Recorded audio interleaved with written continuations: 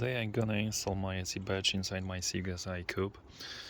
To make this possible, we need to change the stock black trim element that is inside our car in front of the armrest. We need to mount the FK8 element. This is the part number.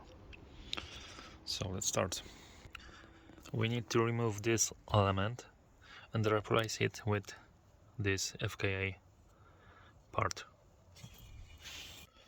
To replace this element, we need to remove this left trim, right trim, and then the whole element near the shift knob. This is how it looks. Two clips on the left side, 1, 2, and 2 clips on the right side. Just pull up this element. Remove this and these 2 clips, and now we have access to these screws that holding this element at the bottom. These are typical Phillips screws, so now I'm gonna remove it. Unscrew. We need to unscrew this middle one screws. After removing the screws, just push this element and it's gonna pop out.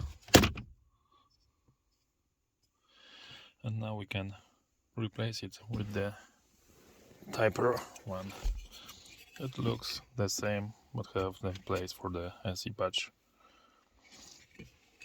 And okay, time to mount our Typer piece. The element fits perfectly. 2 screws mounted again. Now it's time to assemble our center console and mount the SE badge. Okay, all elements are back in their places again. The last part is to mount the SE badge here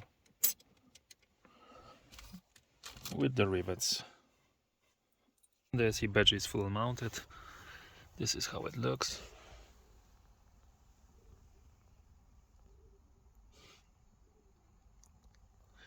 Thanks for watching.